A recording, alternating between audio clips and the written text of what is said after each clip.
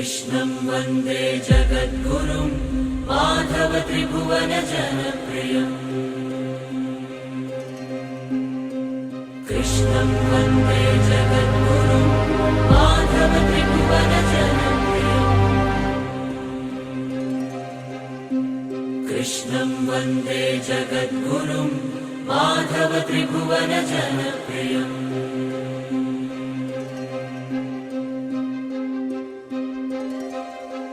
ఓం శ్రీకృష్ణ సద్గురవే నమః. ఓం శ్రీకృష్ణ పరబ్రహ్మణే నమః. కృష్ణం వందే జగద్గురుం. శ్రీమద్భగవద్గీత శ్లోకపారాయణ అథ అష్టాదశాధ్యాయః మోక్షసన్యాసయోగః. 5వ శ్లోకం. యజ్ఞదానతపః కర్మ నత్యాజ్యం కార్యమేవ తత్ యజ్ఞో దానం తపశ్చైవ పావనాని మనీషిణాం.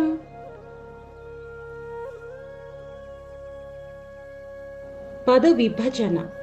యజ్ఞ దాన తపః కర్మ న త్యాజ్యం కార్యం ఏవ తత్ యజ్ఞః దానం తపః చ ఏవ పావనాని మనీషిణాం. తాత్పర్యం: యజ్ఞం, దానం, తపస్సు అనే కర్మలు త్యజించదగినవి కావు, చేయదగినవే. ఎందుకంటే ఆ యజ్ఞ దాన తపస్సులు బుద్ధిమంతులకు పవిత్రతను కలగజేస్తాయి.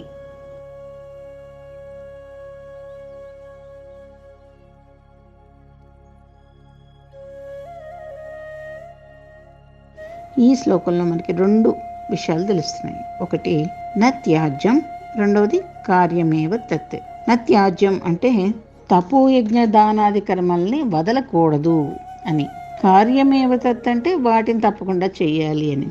అసలు వదలకూడదు అని చెప్పడంలోనే తప్పకుండా చెయ్యాలి అన్న సంగతి తెలిసిపోతుంది. అయినా సరే మళ్ళీ ఇంకా నొక్కి ఒక్కడి నుంచి చెప్పారని అంటారే, ఆ విధంగా భగవానుడు తెలియజేస్తున్నాడు. అంతేకాకుండా అటువంటి పుణ్యకర్మలను చేయడం అనేది ముముక్షువులకు చాలా అవసరం అని ఇక్కడ స్పష్టమవుతుంది. సామాన్యంగా లోకంలో కొంతమంది జనులు పుణ్యకార్యాలు చేసినట్లయితే మరలా జన్మ కలుగుతుంది కనుక వాటిని చేయకూడదు అని అమాయకులు అయినటువంటి వారికి దుర్బోధలు చేస్తూ ఉంటారు. అంటే పుణ్యము చేయకూడదు, పాపము చేయకూడదు, కాబట్టి మీరు పుణ్యం కూడా చేయకండి అని చెప్తూ ఉంటారు. అటువంటి కార్యాల నుండి వాళ్ళని వినిపింపజేస్తూ ఉంటారు. ఇది చాలా ఘోరమైనటువంటిది. అలా కావించడం భగవదాశయానికి విరుద్ధం. భగవానుడు గీతలో అనేక చోట్ల పుణ్యకార్యాలను, తపోదానాది కర్మలను బాగా ప్రోత్సహిస్తూ వచ్చారు.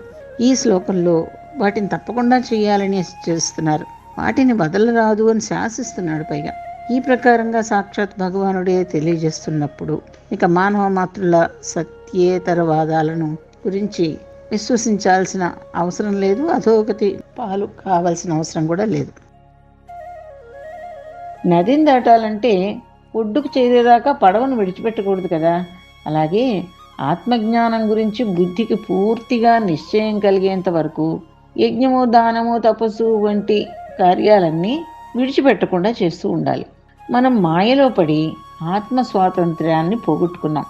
దాన్ని తిరిగి పొందేంత వరకు స్వాతంత్ర్యాన్ని సంపాదించి పెట్టగలిగిన యజ్ఞ దాన తపకర్మలన్నింటినీ విడిచిపెట్టకుండా చేస్తూ ఉండాలి. యజ్ఞం అంటే ఏంటంటే జ్ఞానాన్ని కలిగించేది అని అర్థం.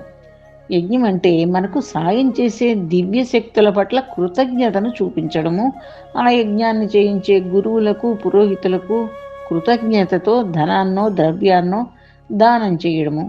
అలాగే లోకంలో అందరూ పొందికగా కలిసిమెలిసి ఉండడం కూడాను. అన్నదానం కానీ, వస్తుదానం కానీ, ధనదానం కానీ పగవాళ్లను కూడా మిత్రులుగా మార్చేస్తుంది. దానంతో అంతకు ముందున్న వైర బీజాలన్నీ కూడా మాడిపోతాయి. మాడిన విత్తనాలు కానీ, వేగిన విత్తనాలు కానీ మొలకెత్తవు కదా. అలా దానం శత్రుత్వాన్ని పోగొట్టడమే కాకుండా సర్వభూతాల్లోనూ ఉన్న దేవుడిని సంతృప్తిపరుస్తుందన్నమాట. తపస్సు అంటే తపింప చేయడం, అంటే కాల్చివేయడం. దేన్ని కాల్చేయాలి అంటే కోరికల్ని కాల్చేయాలి, అదే తపస్సు. అన్నింటినీ ఓర్చుకోవడమే తపస్సు. తపస్సు అంటే గాఢంగా ఆలోచించడం అని కూడా మరొక అర్థం ఉంది. ఈ ఆలోచనే మనలో ఉన్న దోషాలని ఎదురుగా నిలబెడుతుంది. ఆలోచనతోనే భగవంతుడు సృష్టి స్థితిలయాలను చేస్తూ ఉంటాడు. ఆలోచనతోనే మనం ఆ సృష్టి స్థితిలయాల రహస్యాన్ని తెలుసుకోగలుగుతాం. ఈ విధంగా యజ్ఞము, దానము, తపస్సు అనేవి చిత్తం విశుద్ధమై జ్ఞానం లభించే వరకు చేయాల్సిన పనులు. జ్ఞానాన్ని త్వరగా కలిగించే పనులను విడిచిపెట్టడం విజ్ఞత కాదు కదా. బాటసారి తొందరగా నడిస్తే గమ్యానికి త్వరగా చేరుకొని విశ్రాంతిని పొందగలుగుతాడు. యజ్ఞ, దాన, తపకర్మలు 3 జ్ఞానాన్ని సత్వరమే కలగజేయగలవు కనుకనే వాటిని కర్తవ్య కార్యాలుగా చేస్తూ ఉండాల్సిందే. ఈ కర్మల్ని తత్పరతతో చేస్తున్న కొద్దీ రజస్సు, తమస్సు అనేవి పూర్తిగా నశించిపోతాయి. బంగారానికి 1కి 2 సార్లు క్షారపుటాలు పెడితేనే దానిలోని మలినత్వం పోయి త్వరగా శుద్ధమవుతుంది. అందుచేతనే యజ్ఞదాన తపస్సులు అనే కర్మలు సత్వాన్ని పెంచి రజస్సుని, తమస్సుని పోగొట్టి సాధకుడిని పావనం చేస్తాయి. వేసవి కాలంలోని అతివేడే వర్షాకాలంలో వర్షం కురవడానికి కారణమవుతుంది. అలాగే ఈ కర్మలతోనే కర్మబంధం అనేది పోవడం జరుగుతుంది. కర్మణ కర్మ నిర్హార ఏష సాధు నిరూపిత యశ్రద్ధయా యజేత్ విష్ణుం సర్వయజ్ఞేశ్వరం మఖై అని భాగవతం తెలియజేస్తుంది. అంటే యజ్ఞాల ద్వారా యజ్ఞేశ్వరుడైన పరమాత్మను శ్రద్ధగా ఆరాధించడం అనే కర్మతో కర్మ వాసనలను, కర్మ ఫలాలను పూర్తిగా నాశనం చేయవచ్చు అన్నమాట. యజ్ఞ, తపోదానాది పుణ్యకార్యాలను నిష్కామంగా ఆచరించినట్లయితే జనులకు చిత్తశుద్ధి కలుగుతుంది. మనం ఏమీ ఆశించకుండా చేయడం మంచిది, కానీ అసలు చేయడమే మానేయడం అనేది కాదు. అంటే వాళ్ళు భగవద్ చింతనలో ఉండి ఏ పని చేయలేని పరిస్థితిలో ఉంటే అది వేరే సంగతి. కానీ మామూలుగా ఉన్నప్పుడు అన్ని పనులు చేయగలుగుతున్నప్పుడు తప్పకుండా పుణ్యకార్యాలే చేయాలి అన్నమాట. చిత్తశుద్ధి వల్ల ఆత్మజ్ఞానం ఉదయిస్తుంది. ఆత్మజ్ఞానం వల్ల మోక్షం లభిస్తుంది. ఈ ప్రకారంగా యజ్ఞాది కర్మలు మోక్షహేతువులే అవుతున్నాయి కనుక విజ్ఞులు అనేవాళ్ళు వాటిని ఎప్పుడూ వదలరాదు. పావనాని అని చెప్పడం చేత ఆ యజ్ఞాది కర్మలు పరమ పవిత్రములైనవి అని స్పష్టమవుతోంది. అవి చెయ్యరానివి అయినట్లయితే, అపవిత్రమైనట్లయితే, దోషజనకాలైనట్లయితే భగవానుడు చేయమని ఎందుకు చెప్తాడు? పావనాని అని ఎందుకు అంటాడు? మనీషిణాం అంటే తెలివిగల వారికి, బుద్ధిమంతులకు, అంటే ఫలాన్ని కోరకుండా చేసేవారికి అని అర్థం. ఫలాన్ని కోరి చేసేవారు బుద్ధి వికాసం లేనివారు కనుక వారు మనీషులు కారు. మనిషి వేరు, మనీషి వేరు. మనీషి అనేది చాలా మహా ఇంటెలిజెంట్ పీపుల్ అన్నమాట. ఇక్కడ యజ్ఞం అంటే జ్ఞాన యజ్ఞం అని. చాలా రకాల యజ్ఞాలని చెప్పుకున్నాం కదా. జపం కూడా యజ్ఞమే అని చెప్పాడు. యజ్ఞాలలో జప యజ్ఞాన్ని నేనే అని కూడా భగవానుడు చెప్పాడు. కాబట్టి ఇటువంటి జ్ఞాన యజ్ఞాలు చెయ్యొచ్చు. ఇంతకుముందు 4వ అధ్యాయంలో కూడా స్వాధ్యాయాది చిత్తశుద్ధికరములైన వివిధ యజ్ఞాలు అని చెప్పడం జరిగింది.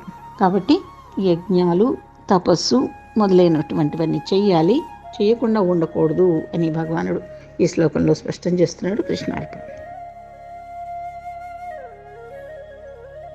యజ్ఞదాన తపః కర్మ న త్యాజ్యం కార్యమేవ తత్ యజ్ఞో దానం తపశ్చైవ పావనాని మనీషిణాం.